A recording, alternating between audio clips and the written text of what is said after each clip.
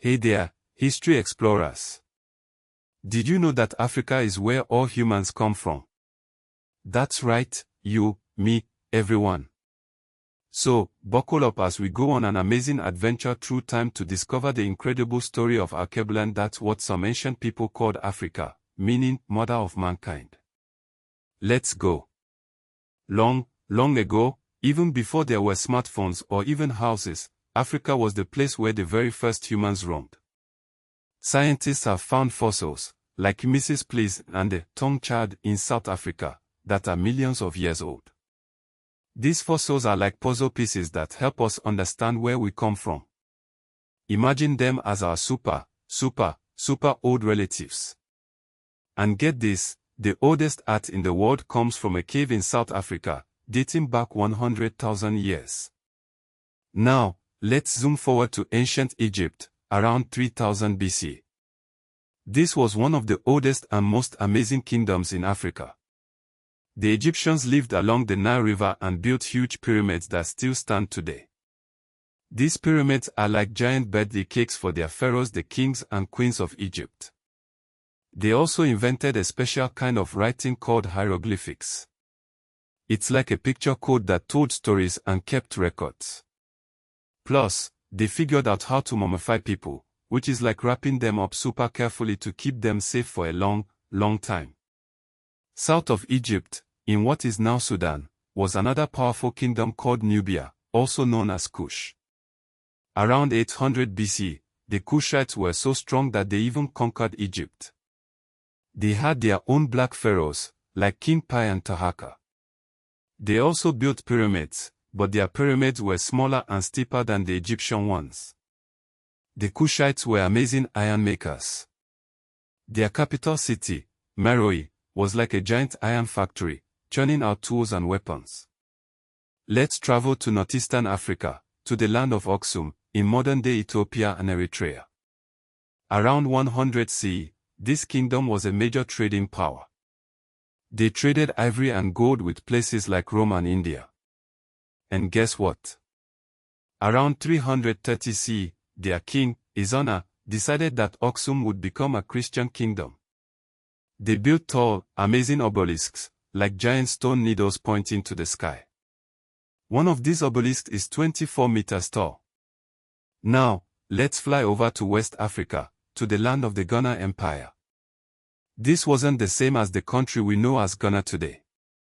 This Ghana Empire, starting around 600 CE, was located in what is now Mali and Mauritania. The Ghana Empire was super rich because they controlled the gold and salt trade across the Sahara Desert. Salt was super valuable back then because it helped people preserve food. So, they were like the kings and queens of the grocery store. Later, the Mali Empire took over from the Ghana Empire, around 1235 CE. The founder of this empire was Sundiata Keita, a brave warrior. But the most famous ruler of the Mali Empire was Musa. Musa was so rich that he is considered one of the wealthiest people who ever lived. When he went on a pilgrimage to Mecca in 1324, he brought so much gold that he crashed the economy of Cairo for 12 years. The Mali Empire also had a famous city called Timbuktu, which became a center of learning.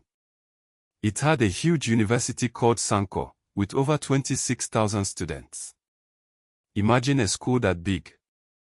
Let's sail over to the East African coast, where we find the Swahili city-states. These were like independent towns that traded with people from all over the world. They were influenced by Islam, which came to the region around 600 CE. Important Swahili cities included Kilwa and Mombasa. They traded things like gold, ivory, and spices. The Swahili language is a mix of African languages and Arabic. Africa is so big and diverse that there were many other amazing kingdoms too. In Nigeria, the Yoruba people had a kingdom called Ife, known for its beautiful bronze sculptures. The Benin Kingdom, also in Nigeria, was famous for its bronze plaques. In southern Africa, the Great Zimbabwe built huge stone walls without using any mortar. These walls enclosed an area of 1,800 acres. But it wasn't all sunshine and rainbows. Sadly, for many years, people were taken from Africa and forced into slavery. The Arab slave trade lasted for centuries, and the Atlantic slave trade took millions of Africans to the Americas. It's a sad part of history, but it's important to remember it so we can learn from it. But the story doesn't end there. In the 1950s and 1960s, many African countries fought for and won their independence.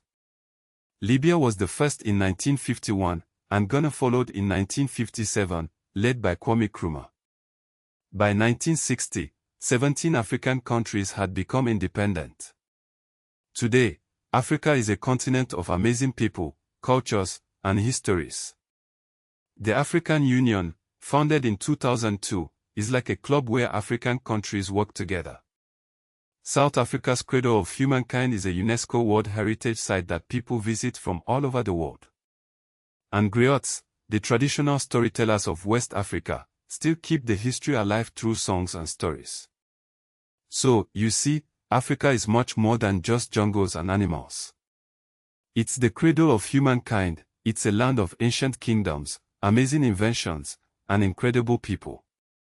It's a story that everyone should know. Next time you think about Africa, remember the pyramids of Egypt, the gold of Musa, and the brave people who fought for their freedom. Africa's story is still being written, and you can be part of it. Panoramic shot of the African savanna at sunrise, golden light, no people, cinematic 8K.